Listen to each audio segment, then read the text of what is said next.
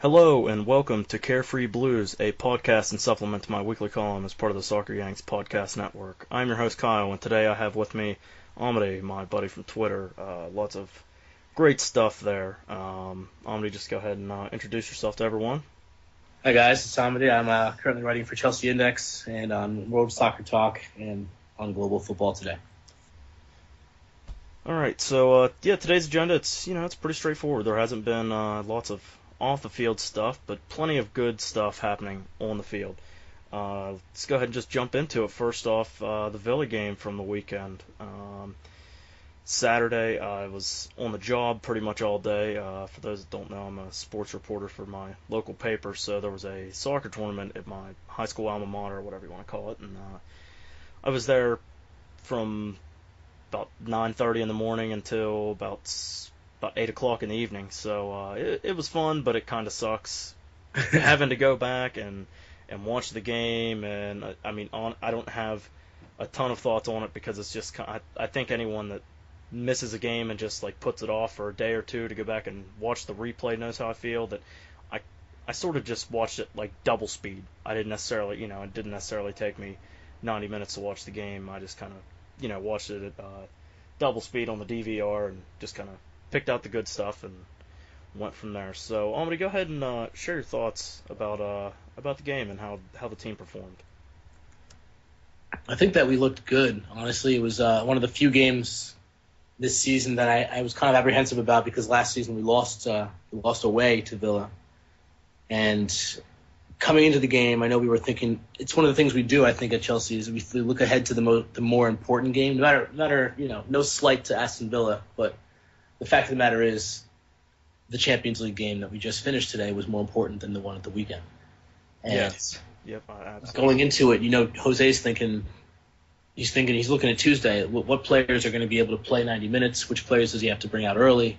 And all along, I think that it was something that he had to consider. So the change, any changes he made, the starting lineup, the players who would feature, it was very telling seeing that he put a strong lineup out, but subbed off three of the most important players come the game's end.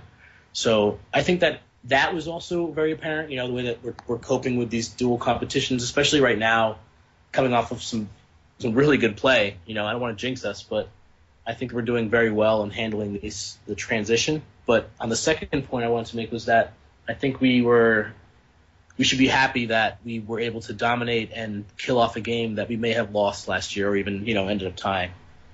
Yeah, absolutely. I agree with that. I could be totally wrong with this, but I feel like the loss away to Villa was sort of down the stretch and one of those games that kind of set the tone for the rest of our season. That we weren't really going to be able to focus as much on the Premier League, and we sort of had to shift our focus to the Champions League.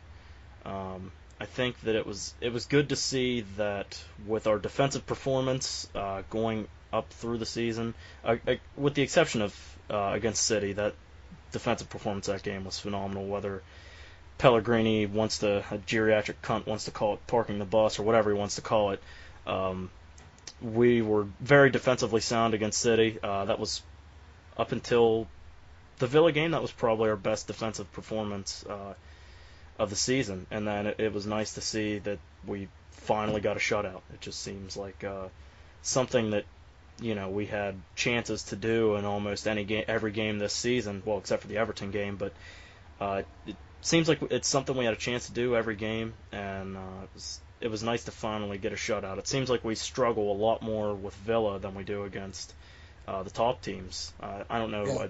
I remember seeing our record against Villa since like 2003 or so. I don't remember the exact numbers, but it was.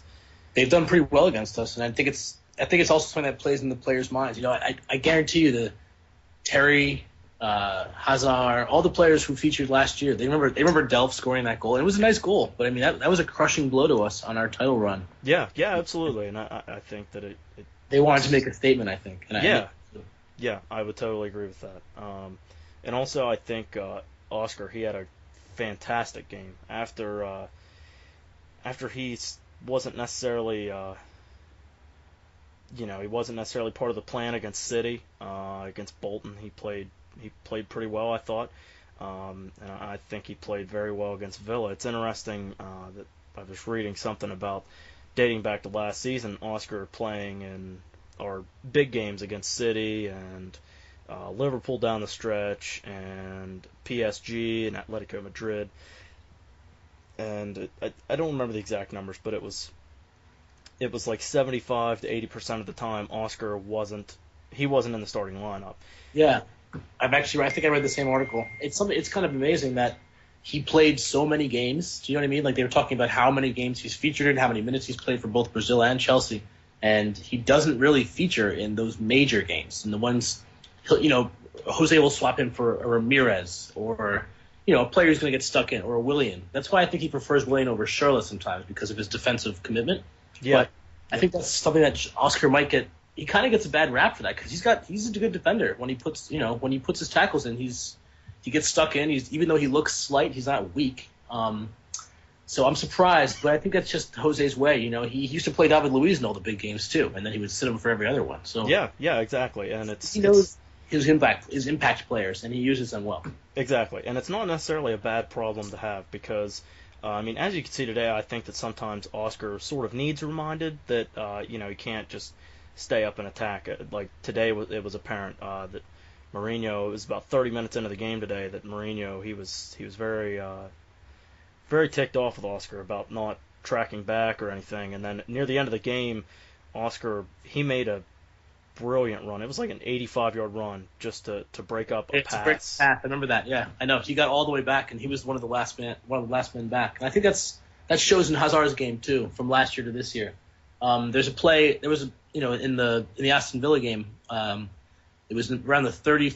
I'm sorry, around the 11th minute, and Hazard, you could see him sprint back into place, motioning for Costa to do the same.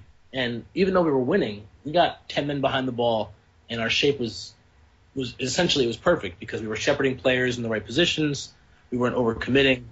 And I watched Hazard a lot of that game, just to see, especially because, he obviously he's no slouch on offense, but just to see his positioning, and it was pretty apparent that he's been doing the work, defensively, and he's been drilling himself because he has coordinated so well with the left-sided left back, whether it be Azpilicueta, Felipe Luis. He knows his responsibility now far more than he did last year. Yeah, exactly. And I think last year he got criticized a lot for not tracking back, and I think you're seeing that this year that he was able to fix that and adjust his game, and I think that's something that Hazard doesn't really get enough credit for. This sort of leads in perfectly to our next topic, which was Hazard. That he was criticized a good bit after the game, and honestly, what I watched, I don't really know if it was deserved criticism. I think a lot of times people fail to realize how adaptable Hazard is. That he can play on the left, he can play in the center, he can play on the right, he's very good at build-up play. He's not perfect at tracking back, but he showed this year that that he's willing to change, and I think that's part of the reason why his stats maybe aren't exactly where people thought they should be at this point. Is that I think he's sort of sacrificing part of his attack so that he can do his defensive duties, and a lot of times people fail to realize that many times he'll assist the person that assists the goal. I know that I've seen 3-4 goals this season that Hazard passed it to Fabregas before Fabregas passed it through to Costa and he scored. So I think fans just need to pump the brakes and not necessarily read into everything that the media is spewing out, because the media is the Guardian and whatnot. They're not watching every single game. They're just kind of a lot of guys just base it off of the statistics, and they don't look at how they played, where they were on the pitch, and things of that nature. I think that there's two things that people need to realize. First, that in this system that Jose's playing, there's a lot of more, like you said, there's a higher expectation that you'll have defensive responsibility. But if you watch the Aston Villa game, credit to them, they played good defense. They got 10 men behind the ball. They had two lines of 5 whenever we were trying to play the ball from our midfield too. And they set up very well, to combat that. And in my analysis that I did for Chelsea Index, actually, I was talking about how players like Hazard and Willian had to cut inside, and Jose must have changed tactics in the second half or during the halftime, because when they came out, we were playing more in an inverted 4-3-3 with Matic sitting by himself and Oscar and Fabregas almost next to each other, and then in front of them, Willian and Hazard had pinched in, and the Costa was still right there where he was. So we had a triangle in both midfield and in attack, and then Azpilicueta and Ivanovic were really pushed high up the field. And Villa in the first half, Hutton and on the left side, their left back was cutting in as well. They weren't pinching, they weren't following the runs. They would just pinch in, and rather than being called offside, Hazard and Willian would recycle their runs. In the second half, by being as centrally oriented as they were, they forced, I think it was Baker and Senderos to commit to Costa and one of them. So that pulled up both the back line and created space on the flanks. And Willian, I think there was one goal that Oster should have scored. It was a toe poke that went by the goalie, and he really should have scored it, but that move itself was a great illustration of how the 4-3-3 that Jose had imposed worked out.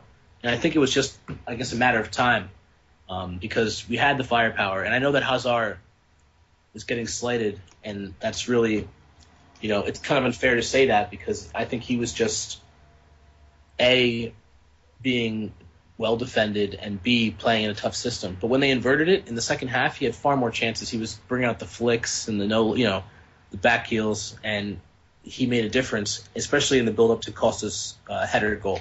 Yeah, exactly, and I think that it's. I think that we've seen the inverted wingers formation. We've seen that a couple times, and I think it sort of fits Hazard and Willian better because, I mean, as much as they can do on the ball when they have space, Hazard is he's phenomenal whenever he can cut inside. Yeah. And just whenever you pinch them in, it gives them, they're already sort of inside, and they can sort of take guys one on one. And Hazard takes a lot of attention away from other players. Whenever he gets the ball, there's 2-3 guys over there to suffocate him and make sure that he can't escape.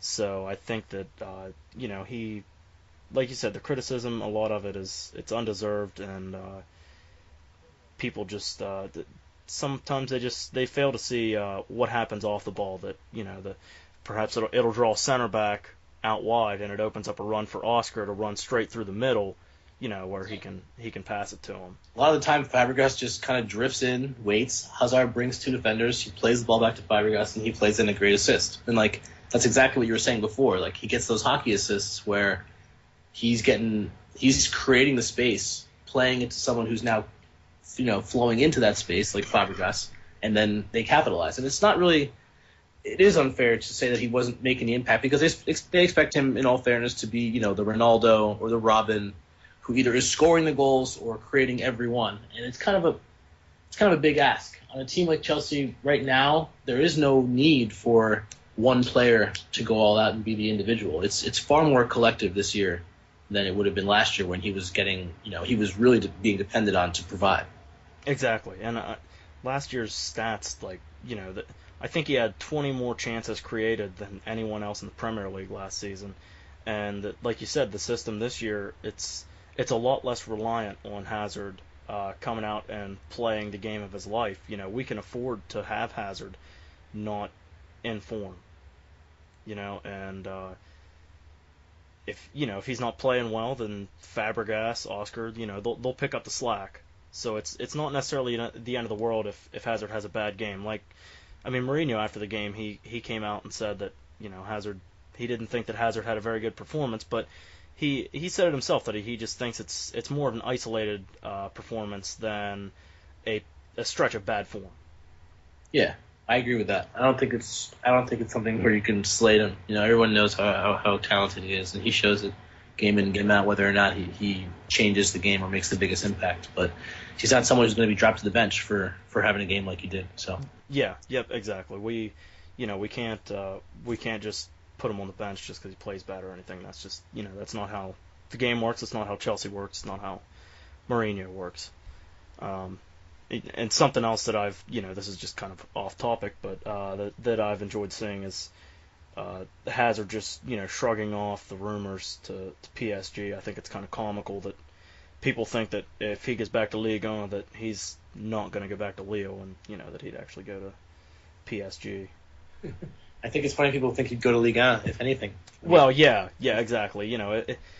Even Bundesliga, I think, would be a stretch. I think, the only other team I could see him going to, aside from Chelsea, is Real Madrid. But yeah, that's a different topic. That's for happening either. a day that hopefully never comes. Exactly.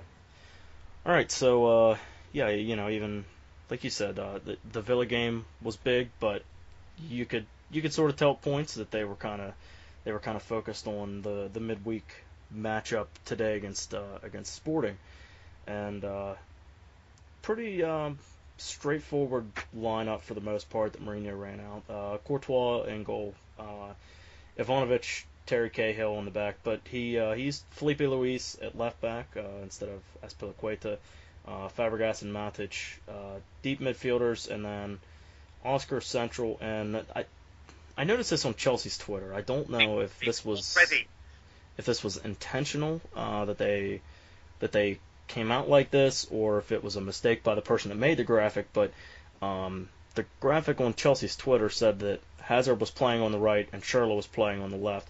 And I thought that was kind of interesting that Schürrle, in the Bolton game, he kind of tried to do too much, but then at the same time, Schürrle made some really nice plays coming in off the left side.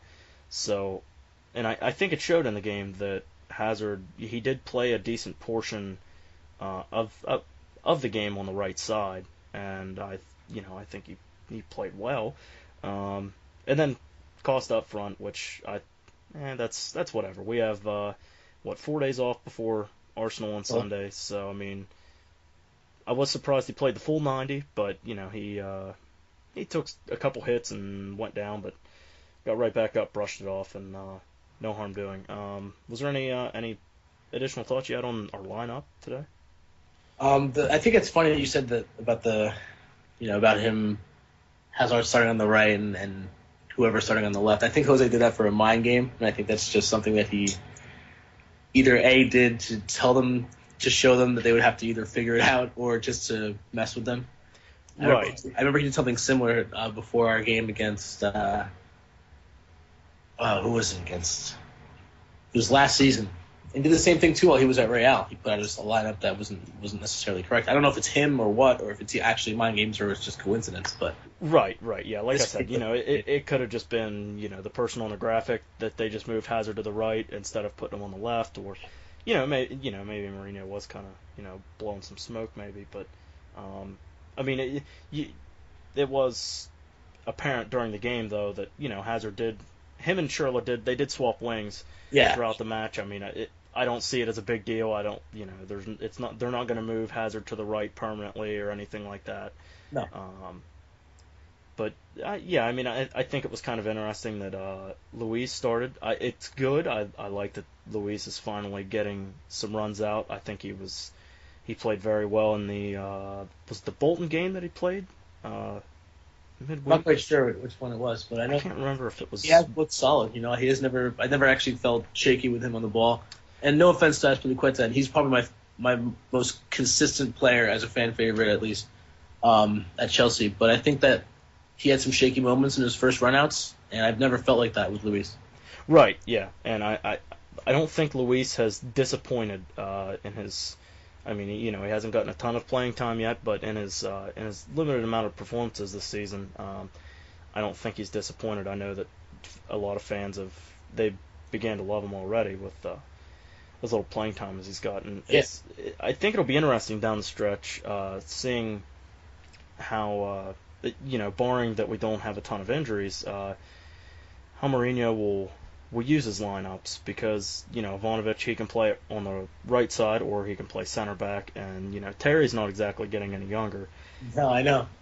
I think that's also an interesting comment. I mean, the thing about Jose is he's going to work in the players. He worked in Zuma, he wants these players to get the experience they need, and no better competition than the Champions League to use a player who just played in the Champions League final. Yeah, yeah, exactly. I think that he's using their experience in the right places, and there really is no shortage of that on this new team. Adding Fabregas, adding Costa, adding Luis, they're players who that they're not gonna be put into a big situation in blank or be worried about that kind of competition. So I think that that's a smart move by him to play them in those situations. A, because they have the experience. B, because they need the time. They need the 90 minutes or however long. So. Yeah, exactly. And he's not bringing in guys that haven't been there before or anything. They know what it's like to play on the big stage, and there's a lot of adaptability in this squad. Zuma, I thought Zuma played very well, even aside from the goal that he scored in the Bolton game. Yeah, he was. I thought he played very well. And even Nathan Ake, I mean, he can play. I love him. I'm sorry Yeah. to draw off that. That's my favorite young player at Chelsea. I've been watching him for a couple of years now, and he played. When Benitez was there, actually, I don't know. No one really liked Benitez, but when he was there, he played him quite a bit. And same with Villas-Boas, and I gotta respect him. He's a young guy, and he's been playing well for both youth club and country. Exactly, and I think it says a lot about his character that. The previous managers, like you said, Benitez and AVB, they gave him runs out and they let him play. And, I mean, he's still really young. And he was, obviously even younger then when the previous guys were giving him runs out. And, he can, it seems, like he can play anywhere on his own side of midfield, I mean, he can play defensive mid, he can play center back. And I don't know if he can play right back. I think he plays left back. They had him at left back, yeah. Yeah, I was going to say, I thought he played left back in preseason. I don't know if he can play right back or not, but it's definitely versatile. Yeah, absolutely. And I would agree. I think that he's up there, one of my favorite young guys. I think Izzy Brown might be my favorite young guy. Posted a vine of that goal he scored the other day. I don't remember what under 21 squad it was. Oh yeah, was it started by Loftus-Cheek? No. This one was this past. I think it was on. I think it was. I want to say it was Friday. I could be wrong, but this. I mean, it was just like an individual run by Izzy. He just kind of got the ball 25, 30 yards out, and he just kind of made a move and cut right. And remember the Oscar goal that he scored against Juventus a couple years ago, like the curler. Okay. Well, that was sort of what Izzy Brown's goal was like. So it was just a nice little run by an individual player, and he ended up favoriting it on Twitter, and then my notifications blew up, so that was kind of cool. But so yeah, we got the 3 points. Perhaps it wasn't as pretty as we hoped, but what do you take from today's performance? Honestly, we got to start finishing chances, man. I'm disappointed, and I think Mourinho is going to lay into them because the opportunities we've created. Yes, it's a win. Yes, it's 3 points, but those are opportunities that those players need the confidence, and B, in a game like this, it sets a real tone and it sends a message. If we win this game 4-0, as it should have ended, Costa had a golden opportunity. Salah had a golden opportunity. These are one-on-one chances with the keeper. You need to put these away. Like, there's no excuse for that. Exactly, and I think the whole message sending thing. I noticed that you tweeted about it, and I noticed a couple other people noticed it during the Bolton game. Manchester City. I don't remember who in the world they were playing, but. Oh yeah, Sheffield Wednesday. I know exactly what you're talking about. Yeah, and they won like 6-0 or something like that. 6-0 or 7-0 at home, and we won a 2-1 game. I think. Yeah. I think it was 2-1 final. That it could have been a blowout. We had chances to score, but like you said, the fact of the matter is that we need to start bearing these chances. That early on in the season we were easily handling teams. And it's just it's kind of, I guess you could say, kind of scary, that with the schedule that we have coming up, that we have Arsenal this weekend, and I think we have Manchester United next weekend, and then Liverpool after that, or it's we play a lot of big games sandwiched in between Champions League, and I think that it would have been a real nice, not just the breathing room, but it would have been a real nice, frame of mind to leave that match with a 4-0 or a 3-0, have a Right now, our goal differential is 1. We're 1 up. Maribor is 0. Schalke is 0. Sporting is -1. Yep. Like we Yeah. had a 4. We could have just been coasting. We wouldn't have to worry about anything about having to win the next game or not that Maribor is going to be the biggest challenge, but the fact that you have a Champions League match coming up that you want to win and should win is something that you don't really want to have when looming when you're about to play a Liverpool or an Arsenal. And even Right. Man United, it doesn't matter. Those are games you need to focus on, regardless of whether or not it's a big game or not. Like we could be playing Leicester again, and I'd want us to have a good squad out.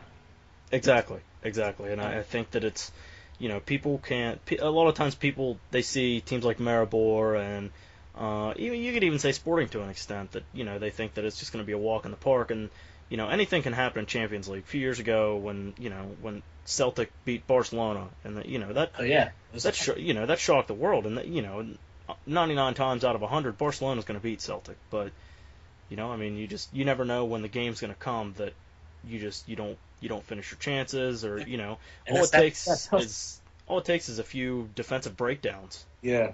No, that was our problem last year, man. I'm telling you, like if we hadn't focused on finishing, we wouldn't have. If we had focused on finishing, we would have won a lot more games. And I know that every time we miss a chance, an open chance like that, like the one Salah missed, like the one that Costa missed, Jose is just screaming inside. Yeah, and I think I think Oscar's one-on-one chance. That's kind of, he didn't really have a great touch on that. So I mean, he still should have buried it just because of the caliber of player that Oscar is. Oh yeah, Kudos to Roy Patricio. I mean, he was fantastic today in goal, not just on one-on-ones, but he made some very good saves extremely early on in the game that it sort of set the tone. That would have changed the game if we'd scored early. Yeah, exactly. I mean, Costa had that one-on-one chance. That was the second minute. Yeah, I was going to say it was extremely early in the game. I know it was before the 10-minute mark, and it just like you said, it would have set the tone for the game. And something that I noticed on Twitter, and I really need to stop scrolling through my Twitter feed during games because it usually never ends well. Was people saying that it wasn't our day, and this just means that there will be chances in the future that we're going to bury, and I think all that is just ridiculous. That missed chances today, that doesn't guarantee that these chances are going to be there against Arsenal on Sunday. That's what I'm saying, and I think that players who score those goals, like Salah, his confidence would be high, whether or not he's playing in the game. He's motivated. He's in there. He's in the locker room, happy about his role in the team. Right now, he's probably. I'm not saying that I know Mohamed Salah, but I think as a player and as I remember, I would say that I'd be unhappy. I'd be upset with my game, like whether or not he played well. He didn't finish the chance that he was given. Neither did Costa. Neither did Oscar. And Oscar's going to get more chances, and so is Diego Costa. But I mean, someone like Salah, he needs that confidence. Exactly, and I totally agree with you. Obviously, neither one of us have Egyptian ties, at least not that I know of. So we don't have ties to Mohamed Salah and his thinking. But I think that perhaps him scoring that goal, it could have been the difference between him getting more playing time. Yeah. In the future. I mean, perhaps. Absolutely. I mean, he didn't play a ton of minutes today, but Mourinho could look at it and just say, he had a chance to score, he didn't bury it, so he could be a liability until our next cup game. Yeah, but that's what I'm saying. He's been getting the run out. Like, who did he get a start, or did he just come off the bench? Because I know he played in a game that we were already winning. That we had kind of already won. But I forget who he came on for. I think he came on for Oscar today, or I can't remember. No, he might have came on for Hazard today. I think he may have as well. And then because Sherlock came on for William. No, it was the other way around. William came on for Sherlock. Came on for Sherlock. I'm sorry. Obi Mikel come on for Oscar. Yeah. So Salah came on for Hazard. And then I can't remember if he started the Bolton game or if he came off the bench. I think he came off the bench in the Bolton game. Is that? The Bolton game. Did he start that match? Midweek? I can't remember. I can't remember either. I want to say yes, but... Yeah. I know he played, but I can't remember if he if he came off the bench. But, yeah, like you said, that's just... it would Yeah, certainly be a confidence boost for him. Zuma started, Remy and Salah were all started. Yeah. Yeah, Yep, that's right. Yeah. Yeah, so it's yeah, I mean, he could just and Salon, he doesn't necessarily know when the next time is that he'll get a chance. that's what You I'm know? saying. That's exactly my point. I think that players like that need to take their chances, and like this is our Achilles heel. Last season we didn't finish chances. We had plenty of opportunities in big matches, not even in big matches, in matches we should have killed off, and we just couldn't finish. And it wasn't because of a tactical failure. It wasn't because we were outmatched. It was because we were unable to put the ball in the net when we had the chances to do so. Exactly, and I think that I think part of that dating back to last season that I think that kind of led to some perhaps some bus parking or medieval football like our beloved manager likes to call it. I mean that could be part of the reason why Mourinho would set up teams the way he did at times because he knew that we had problems finishing. Yeah, and he'd And rather not lose than. I mean, that's most important to him, not losing. exactly. He doesn't. I don't remember the exact quote that he says, but it's not that he tells his players that they have to win, but they can't lose. Yeah, that's most important. Don't Uh, lose. it's something I noticed today that it it just with the way that Hazard plays, for his size, he's a very gritty player. He likes to get to the dirty areas, and he's not afraid to run right at guys. And I thought that it was kind of astonishing how much the ref allowed him to get his legs kicked out from under him all game long.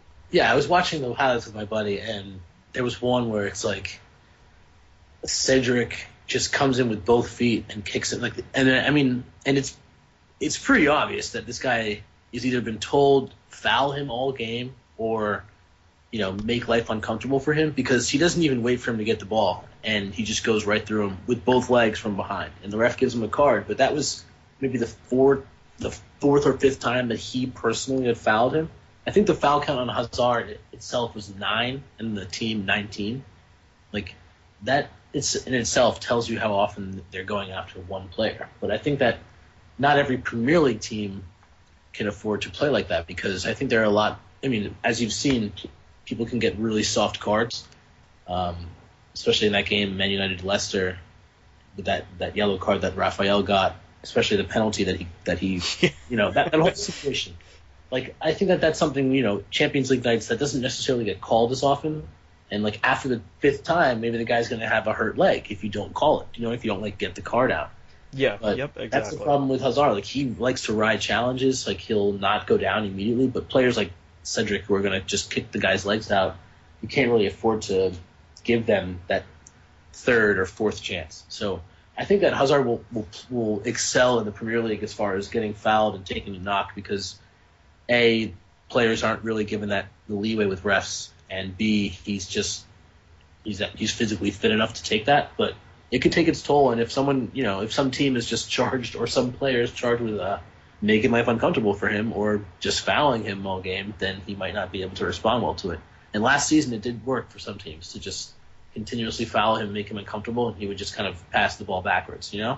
Yep. Exactly. And I mean it kind of reminds me of last season. I have no idea honestly what game it was, but I remember after the game, he posted a picture that he found and he posted it on Instagram about his socks. There were holes in his socks. He was bleeding out of every hole in his sock, and you could just yeah, that's it's probably a very good possibility. Charlie Adam probably. Yeah, but yeah, I think part of what makes Hazard such a great player is that he knows what he can get away with as far as when what the refs are going to call and whatnot. Yeah. And I think you nailed it with the difference between the Premier League and Champions League is that I feel like the Champions League games they just kind of let more go on, or at least they might not pull out yellow cards until they're As often, yeah. Right, yeah, they'll let them have 3-4 questionable challenges before they give them a card, which I can't remember the referee's name. It's been a week since the City game, but a lot of people criticized him after the game because he was handing out yellow cards. Well, Like what's that? Oprah Winfrey gives out free stuff on her shows. But I think I like referees like that. That they set the tone early. They let players know that they're not going to get away with a bunch of bullshit fouls, and especially Company. Company is good for that. Him and Torre both. Yeah, they are. A lot of times they get away with a lot of stuff that they should get called for, and seeing Company being the reason that Francisco Totti scored today, I think that was beautiful. But Yeah, I don't know what it is in Europe. Like when they play in the Champions League, they're a different team than they are. But I mean, I'm not trying to analyze Manchester City, but right, no, and it is it's weird to notice that. I'm pretty sure that they're third in their table because CSKA Moscow has 0 points. Yeah, they have 0 points, but Manchester City has 1 point in 2 games, and Rome is second. I don't know what they're going to do, but I really hope they don't make it out of their group. At the same time, I do want them to make it out of their group so they have worries and they have to play another competition. Do you know what I mean? Like, rather than stretched than them not be competing in anything else. Exactly, and it's something that they're good at doing is just managing different competitions. Like they won the Capital One Cup last year, correct? I think they did. Yeah, they won the Capital One Cup, and it's they have a good balance, but at the same time, I mean they I think the first knockout round was the round they got knocked out in last year. I can't remember in Champions League. I'm not sure. I remember they had a tough group, but yeah, they did. But yeah, so that's City. We're not here to talk about City. So, but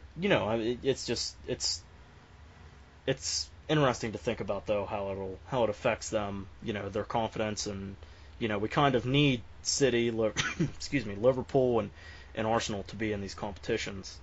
Just for the wear and tear going down the stretch, and it perhaps they'll sacrifice some of their duties and whatnot. Yeah, I mean, I want them to be in the Champions League because it's a more difficult competition, and that way they have to put out a better team and try to win those games, and then they have to bounce back in the league. So that's where the real test will lie, and hopefully they have to be doing it. And then again, if they don't, it's a confidence loss.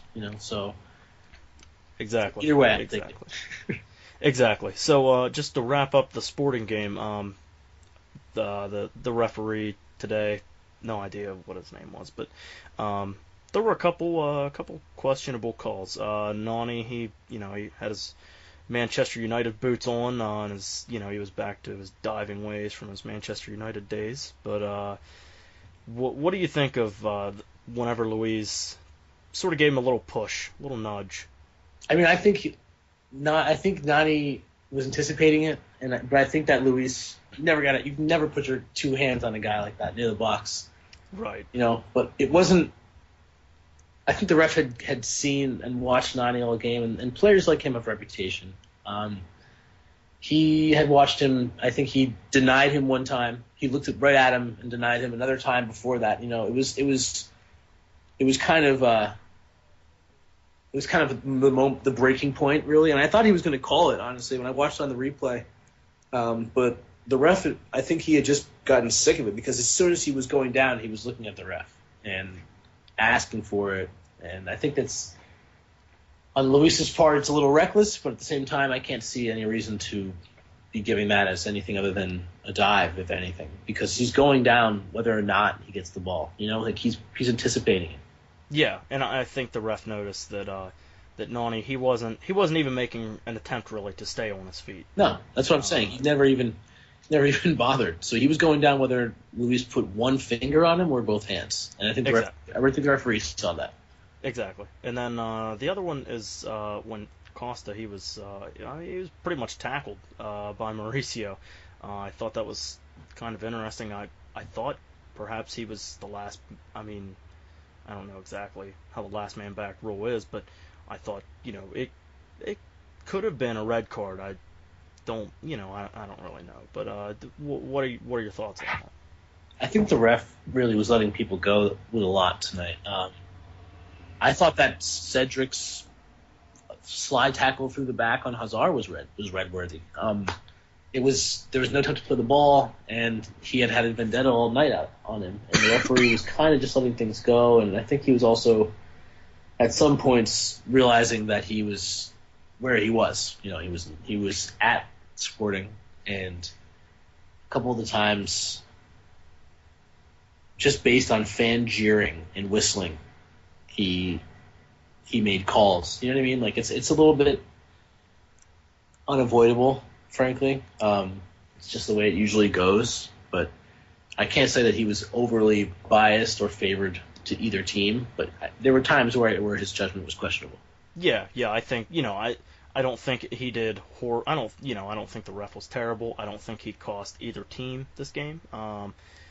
But if Mauricio just getting a yellow card is payback for not giving Nani that penalty, then I'll take that. But this just last part here just sort of ties back into the whole Twitter thing that I need to stop being on Twitter and scrolling through my feed during games. But I kind of fed into it by retweeting a couple things. But people's just it's just kind of annoying that people that they said that Mauricio he ran into Costa and then got taken out on a stretcher.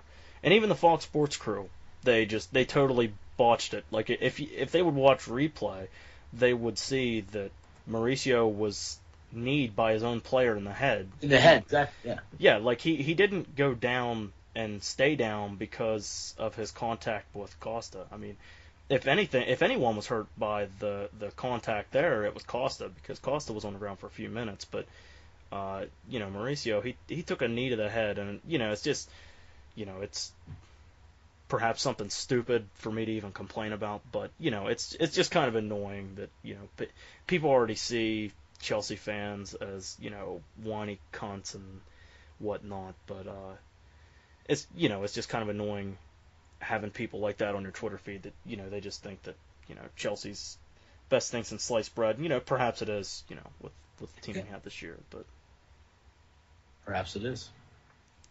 All right, so we're going to take a little break here. We're going to jump into the dark side. We're going to have Dan from Soccer Yanks come in and preview the Arsenal game. So we will be back after a quick message from our sponsors.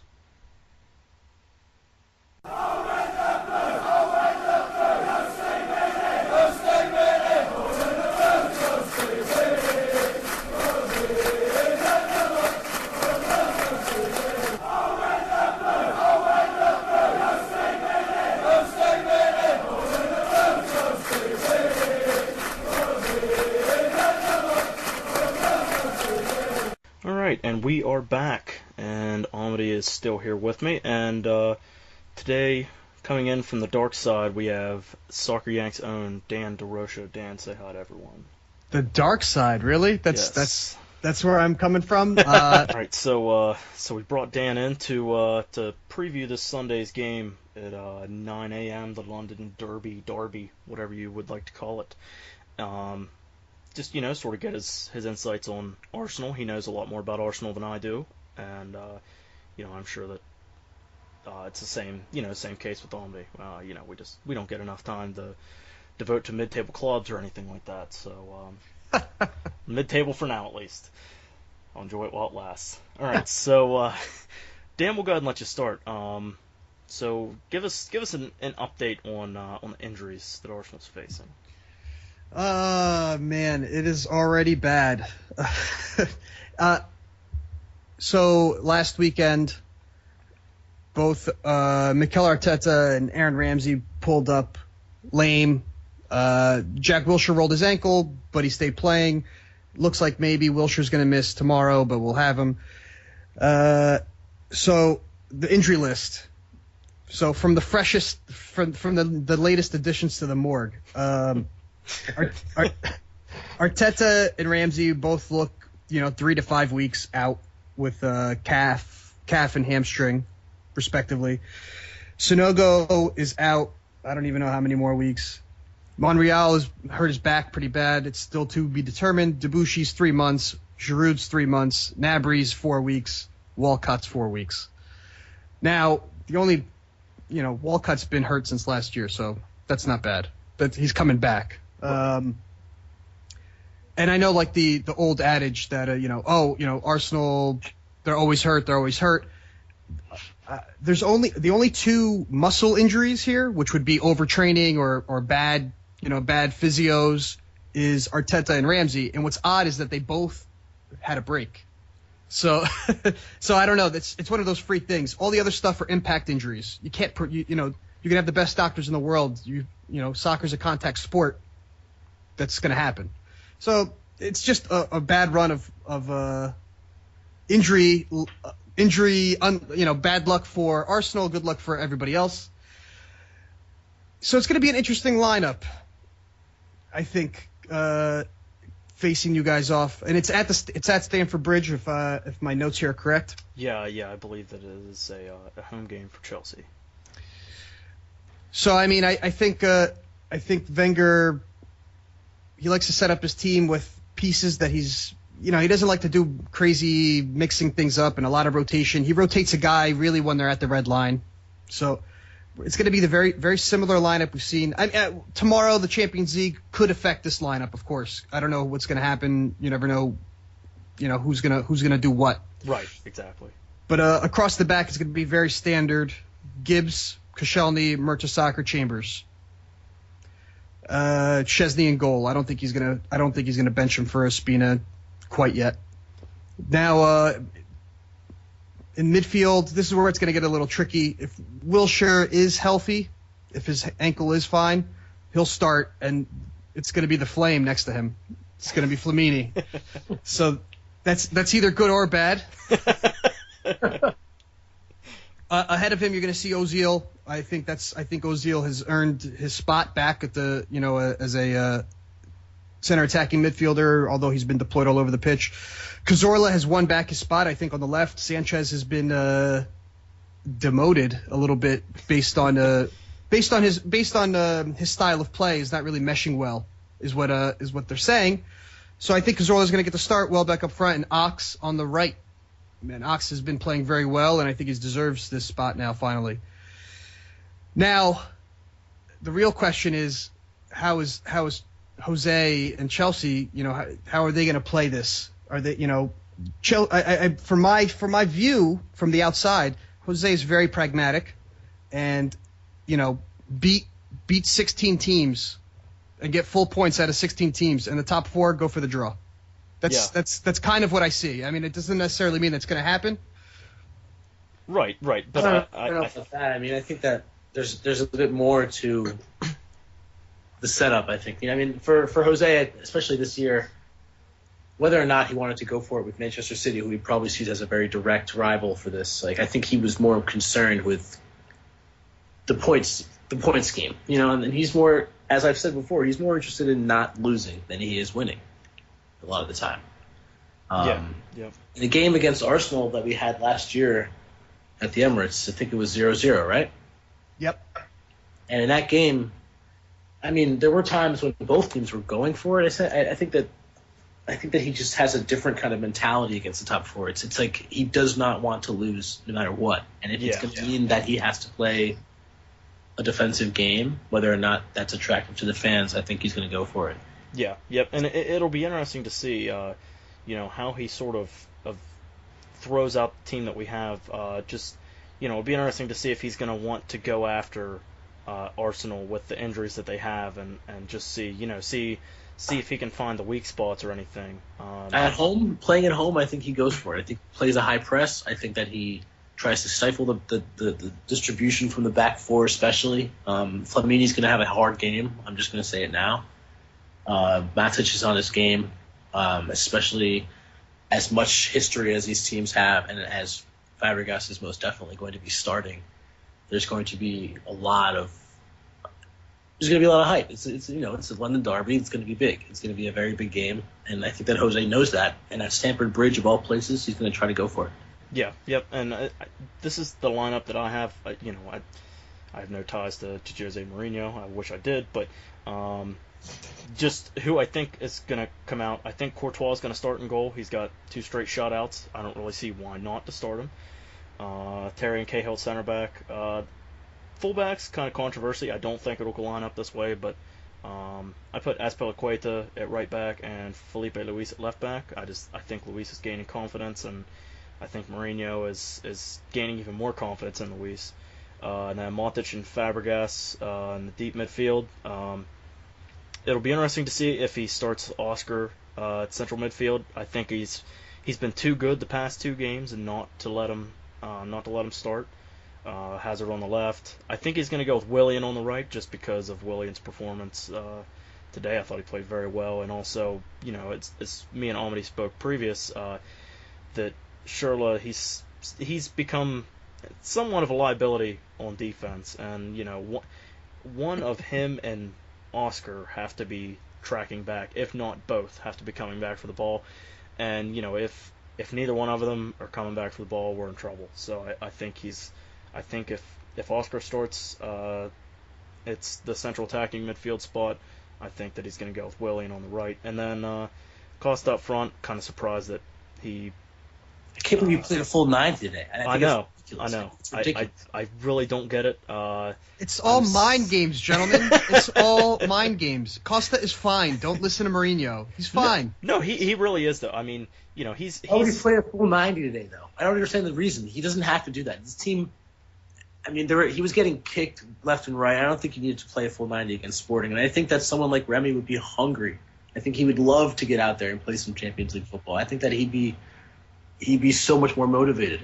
And knowing, and as Jose plays, and as we all assume, knowing that he has Arsenal at the weekend, there's no way he's going to be not thinking about that game. Right. And I'm very surprised he left him out there. Yeah, and I think that just you could see as desperate as we were for a goal. I mean, not to say that Costa sort of slacked off near the end of the game or anything, because I really don't think he did. But we really could have used an extra goal that that we didn't put away earlier in the game, and I think that bringing on Remy would have been smart. But I do think that Remy is going to come on this game. I think that even if we're already winning 1-0 or anything, I think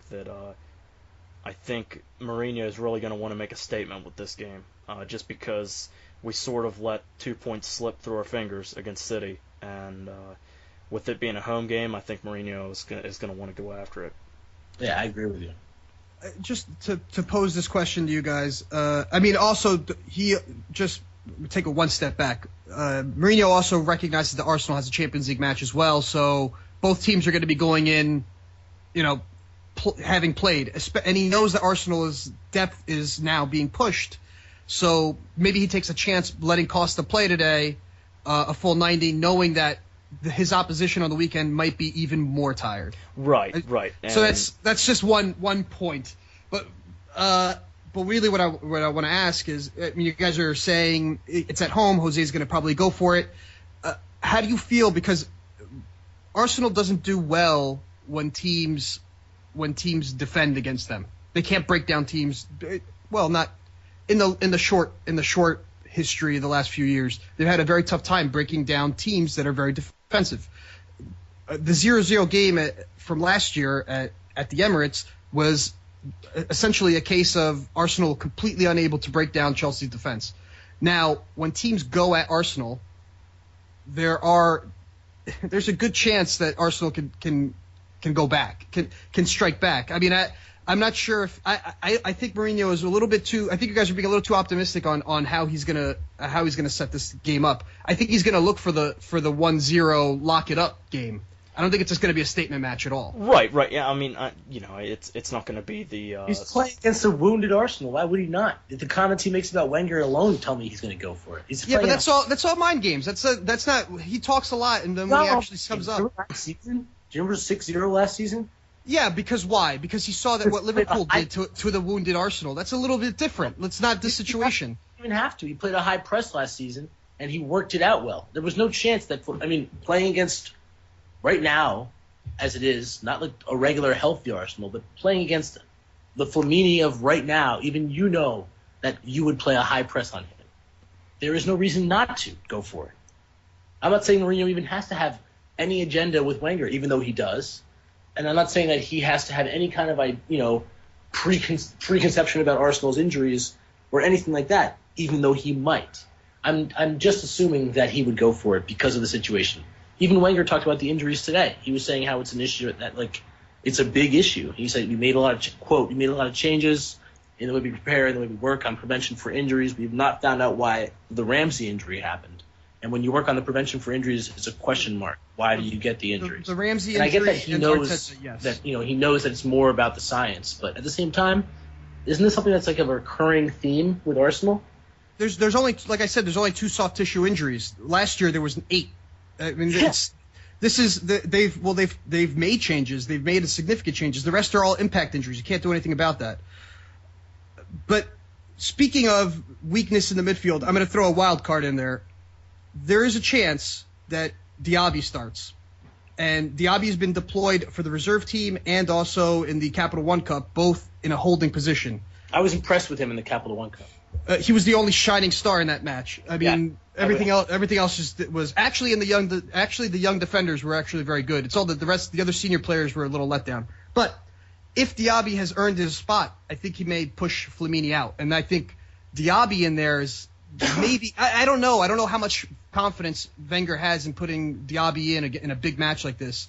But if he's going to take a gamble, that's going to be the only one I see. I actually think that could be a smart move. It's not something that Mourinho would assume. I mean, who knows what Mourinho would assume? But I think that would be a good move, and he's definitely shown, at least in the Capital One Cup game, that he has the ability that he used to. He's just getting back to fitness, I guess.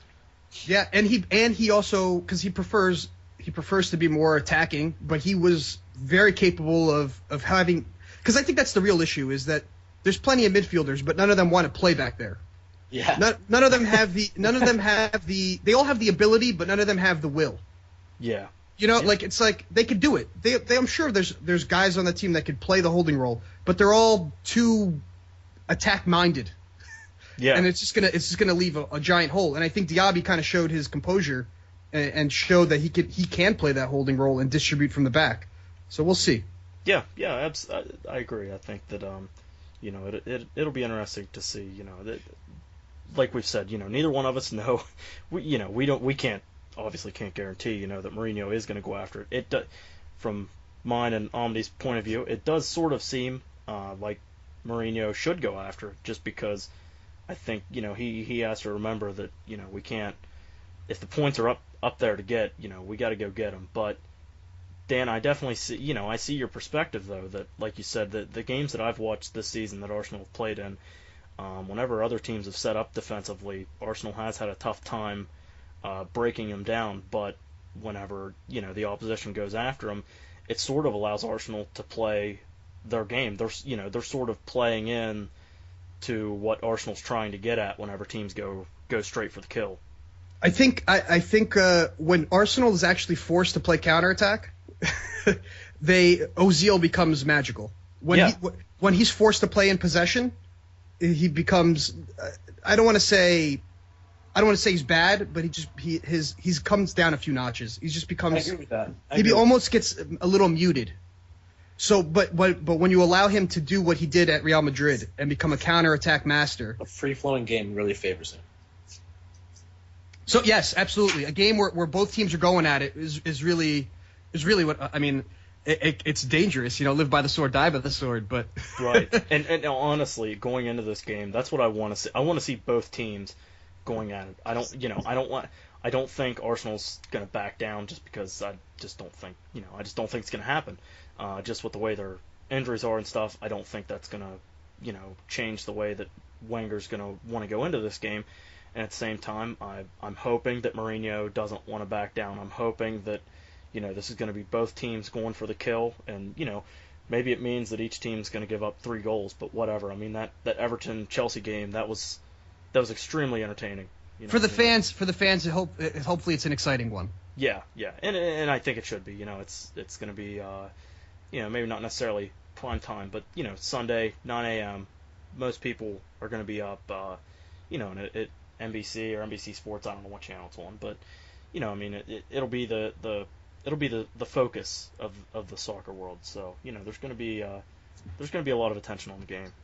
Just one more thing about the lineup. I think that Ivanovic starts. I think that his experience and his history in this match, I think he knows it too well not to be out there. Then again, Aspilicueta should be getting his chance. So Nah, Yeah. I he's not to the bench. I think as Piliqueta, we can go ahead and pen his spot in, and that's the part of the lineup that I said I Yeah, exactly. I'm not feeling confident about. That well, not necessarily confident, but I don't think I'll be right. Is that I think it'll be Ivanovic on the right, as Piliqueta on the left, and it'll be interesting, to see how Ivanovic is going to go after him. If because he's been kind of scary on defense the past couple games that he's played in. Hasn't exactly been a great defensive performance, but he's got 2 goals for us this year, so I guess can't have it all. So, Yeah, sure.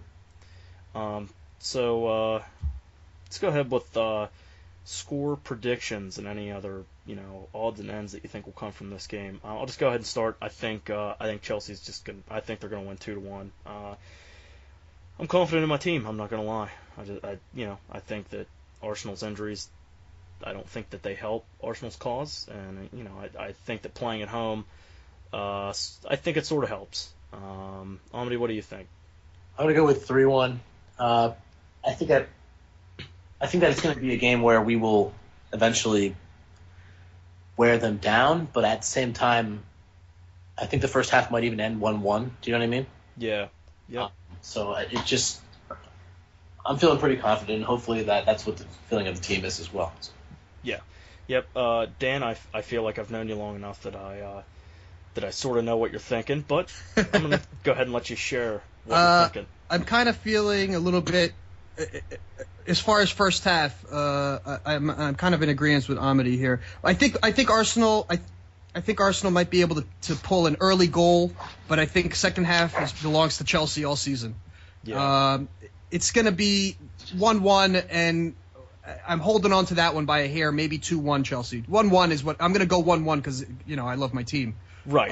But I think 2-1 with a strong second half from Chelsea, I think could be what we see. Yeah, and I think that Chelsea's proven this season that the second half, that's their half. I don't know if it's what Mourinho's feeding them at halftime or what, but I think that they've proven that they've played a lot stronger second halves than first halves, and I think it'll be interesting to see if Arsenal does notch one early, what that's going to do for the remainder of the first half for Chelsea, whether they're going to lock it down or what's going to happen. But I could see something along the lines of if there's not a goal scored early, I think that it'll be something crazy like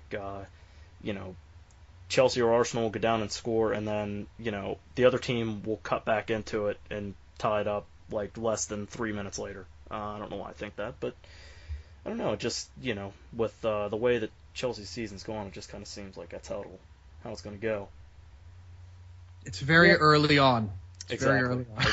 And I jokingly made the mid-table joke. It's in December by Boxing Day, if Southampton is still near the top of the table, then we'll talk. But and if Arsenal's still mid-table, then we'll talk. But it's going to be the same. Well, not the same 4 teams necessarily, but it's going to be Chelsea, City, Arsenal fighting for the top.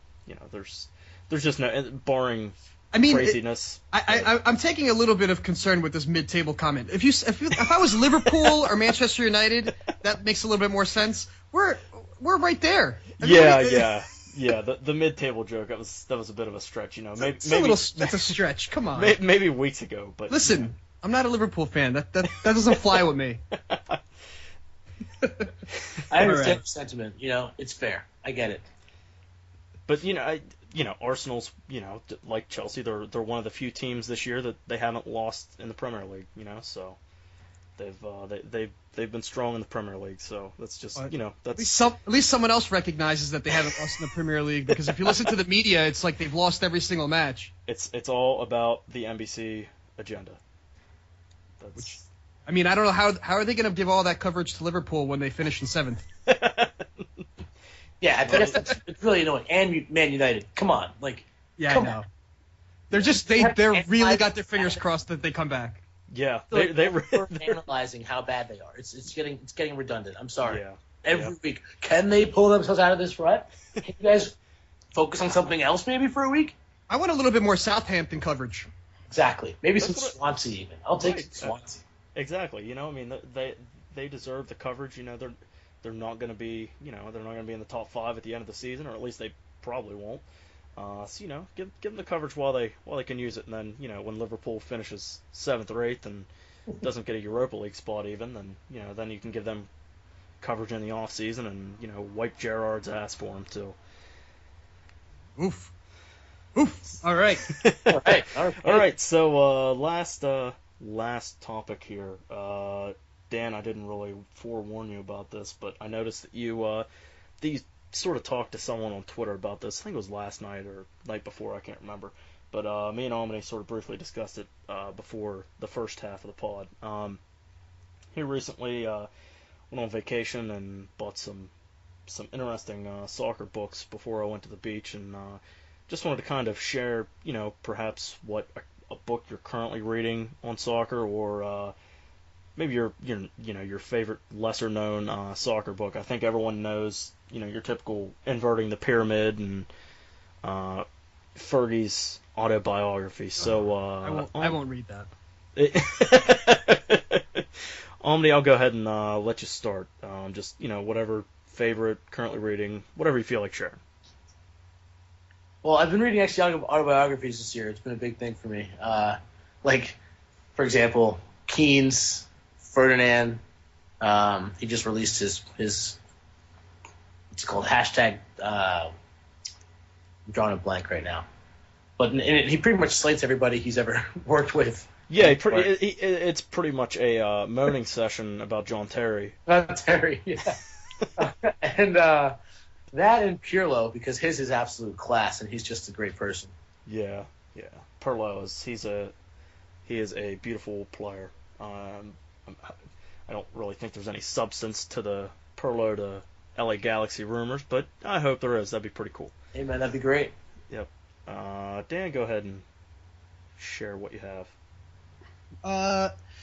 Funny enough, Inverting the Pyramid sits in my car, and and whenever whenever I am I don't know, either I'm somewhere early to a doctor's appointment or whatever, I'll open it up and I've been reading it because it's not a tremendously awesome book to read, honestly. But yeah. So I'm about 3/4 of the way of that one. It sits in my door in my car. So, but no, what I've actually been reading, it's it's an Arsenal book, but it's an anthology from that was set up by I think through Arsblog. It's called So Paddy Got Up, and it's a collection of stories. Not stories. Articles really written by a variety of media figures, not just the Arsenal guys, and it's just kind of chronicling all sorts of amazing events throughout Arsenal's history. Mostly from the late '80s on. It's been a fun read for me, especially being that a lot of this stuff I didn't get to live through because there was no access. I wasn't a fan back then. I didn't grow up with Arsenal as part of my childhood. So, reliving some of this stuff is kind of cool. I think for anybody, especially on this side of the pond, getting a chance to really dig down into the history of your club that you've chosen to support, it adds an extra element to the whole thing. Yeah, exactly. All right, so that wraps up today's show. Thank you again for listening. You can find me on Twitter at KBJelly and everything soccer on the Soccer Yanks website. I'm going to go ahead and tell everyone where they can find you. You can find me on Twitter at Amadoit. That's Amadoit. You can also find me at ChelseaIndex.com, and I am also on World Soccer Talk. Lots of good stuff over there. Dan, perhaps some of our listeners know where you're at, but go ahead and just, give them a reminder of where they can find your beautiful writing. My beautiful writing in 140 character form. At Soccer Yank Dan. And if you are listening to this and you were like, you know what, I really want to switch allegiances, I have a column. It's called Cannon Fodder on Soccer Yanks. I'm kidding. I know you won't switch allegiances. I can't believe Listen, Soccer Yanks is my property. I'll do what I want. something. Chelsea and City fans are the same. Yeah, something exactly. Plastic. There's some type of joke in there. SoccerYanks.com. That's find everything and anything about us and me and this podcast and other podcasts. All right, so yeah, that's a wrap. If you guys enjoyed it, be sure to rate and review on iTunes, YouTube. Talk to us on Twitter. All three of us, we love talking on Twitter. Just don't be annoying. Send keep me the it banter. I love the banter. I love exactly. Always fun. Nothing nothing offensive. Don't get personal. Everyone on PlayStation has already told me what they've done with my relatives and whatnot. So yeah, that's a wrap, guys. Thanks again for joining. Carefree, wherever you may be, we are out.